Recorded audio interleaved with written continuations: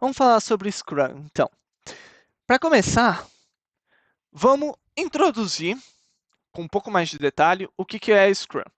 Então, Scrum, como eu falei, ele é uma metodologia de projeto, né, uma metodologia ágil em particular, e que ele é estruturado de forma a fazer entregas cíclicas, entregas em ciclos de trabalho de equipes multidisciplinares. Embora ele seja muito utilizado pelas empresas de software, hoje eu já vejo diferentes tipos de indústrias. Eu, como consultor, né, trabalhando em várias empresas diferentes, então já vi empresas de serviços financeiros ou empresas de telecomunicações em entregas que não são necessariamente ligadas ao software, utilizando essa metodologia como forma de organização do trabalho. E o Scrum, ele, ele é muito claro em termos de componentes. Então, se você olhar para o Scrum, ele tem uma terminologia muito própria, né? E ele vai ter rituais, artefatos e cerimônias muito bem definidos. Então, uma das coisas que o Scrum tenta fazer de maneira muito forte é deixar claro papéis e responsabilidades e eventos que precisam existir ao longo do ciclo de desenvolvimento para garantir essa melhoria contínua, né, que é a característica, o objetivo, um dos objetivos principais da metodologia ágil, e garantir que cada ciclo de sprint seja melhor do que o anterior em termos do modelo de trabalho. E por conta disso, ele define três componentes, como eu venho descrevendo para vocês, principais, que são os artefatos, cerimônias e personas. Né? Então, primeiro, o que são os artefatos? Né? Os artefatos são os elementos, são os pontos, os itens de trabalho com o qual a gente vai trabalhar. E o Scrum, em geral, se baseia em três artefatos principais.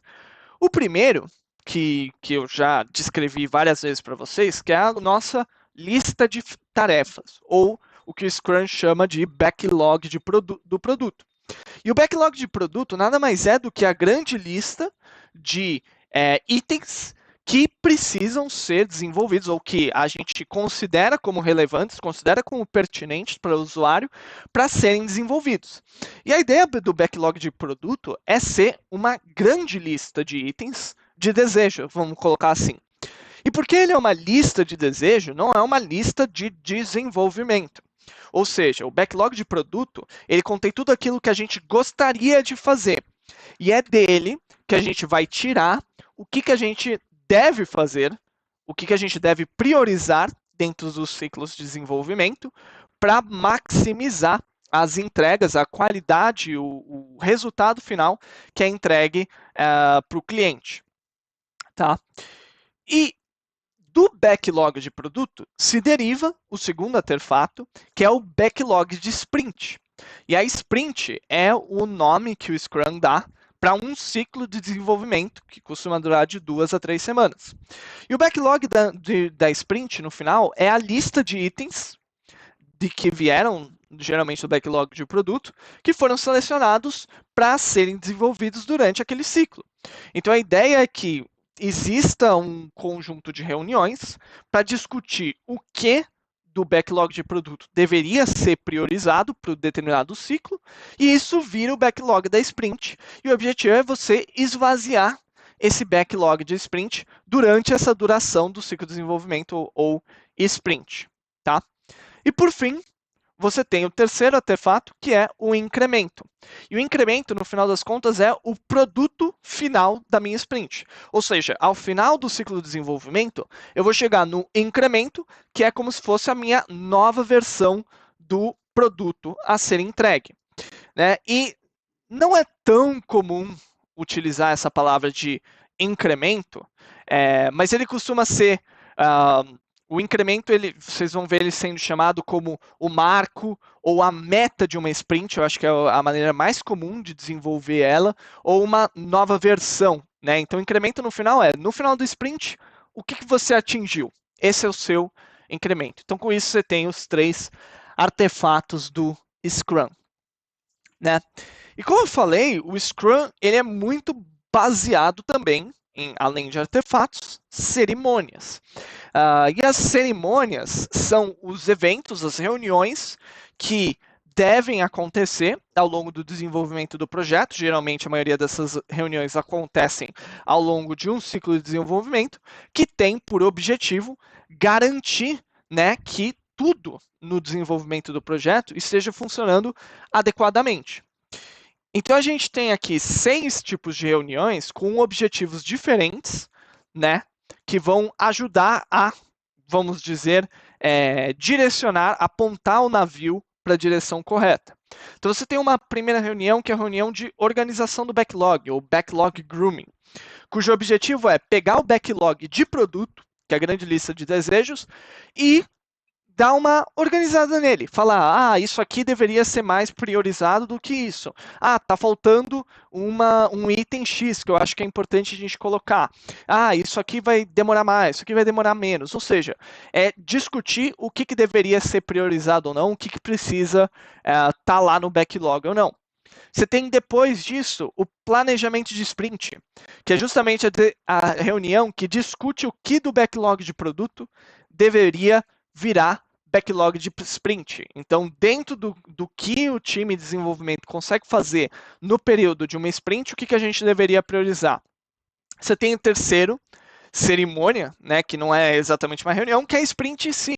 Ou seja, o período, esse período, o ciclo de desenvolvimento em que os desenvolvedores da equipe estão trabalhando na entrega do incremento, na entrega da meta daquela sprint. Você tem em cada um dos dias da sprint o que é chamado de Scrum diário, a daily ou stand-up, que é uma reunião que acontece todos os dias de manhã, onde todos os desenvolvedores têm que rapidamente falar o que eles fizeram, o que eles planejam fazer e se eles têm algum tipo de problema, se eles estão com algum tipo de problema para entregar aquele resultado. Isso é feito todo dia ao longo da sprint, enquanto que planejamento de sprint, organização de backlog é geralmente uma reunião que acontece uma vez por sprint. Você tem a análise da sprint, ou sprint review, que é uma reunião que é feita para se discutir o que foi feito na sprint, o que ainda falta fazer do produto e demonstrar os resultados do trabalho. E você tem a retrospectiva de sprint, ou sprint retrospective, que é feita para, vamos dizer, lavar a roupa suja, que é a reunião em que se discute o que funcionou bem e o que funcionou mal durante a sprint, para que a gente crie um plano de ação para que o trabalho da próxima sprint funcione melhor que da sprint anterior. E você tem, por fim, personas muito bem definidas, né, que são conjuntos de membros da equipe que agem de uma determinada maneira, que tem um papel e responsabilidade muito claro. Então você tem no centro de tudo, o membro do time, que sou eu, você, que é o cientista de dados, é o engenheiro de dados, é o programador, é a pessoa que carrega o piano, no final das contas. É a pessoa que é responsável por desenvolver o projeto. Então, membro da equipe são pessoas com perfis distintos, cujo objetivo é desenvolver e chegar no resultado do produto final. Os membros de time, eles são quem carrega o piano, mas você tem, além deles, o Scrum Master, que é como se fosse o maestro, o organizador. É o cara que ajuda a garantir que tudo está funcionando adequadamente. Então, o Scrum Master, ele nada mais é do que um cara com uma experiência vasta em Scrum, na metodologia de Scrum especificamente, e o papel dele é garantir que o time esteja funcionando da maneira mais eficiente possível e que o time esteja adotando, sempre que possível, as melhores práticas do Scrum. Então ele é um cara que conhece muito bem a metodologia e ele é o responsável por ajudar o time a alcançar o seu melhor desempenho possível. E você tem, além do Scrum Master, além do membro do time, o Product Owner, ou o gerente, dono do produto, né, em português.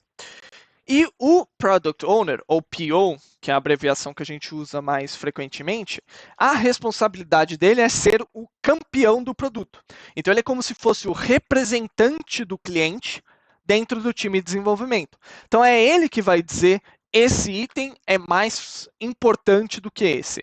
É ele que vai um pouco de consolidar os interesses de diferentes partes, de diferentes stakeholders, que é o nome que a gente adota, interessados no projeto. Então, ele é o campeão do produto, ele é aquele que representa os interesses do produto, é aquele que vai dizer o que precisa ser desenvolvido, e ele é um pouco que vai validar também as entregas de um determinado projeto. E lógico, eu sei que vocês devem estar imaginando como que essa metodologia foi adotada nas diferentes empresas, né? E a verdade é que o Scrum ele foi adotado de maneira universal nas empresas. Então ele hoje corresponde a 94% de todas as empresas que adotam alguma metodologia ágil utilizam Scrum entre essas metodologias ágeis, das quais, desses 94%, 83% usam Scrum e alguma outra metodologia ágil, e a segunda mais popular, se não me engano, é o Kanban, e 17% desses 94% ainda utilizam apenas o Scrum como metodologia ágil.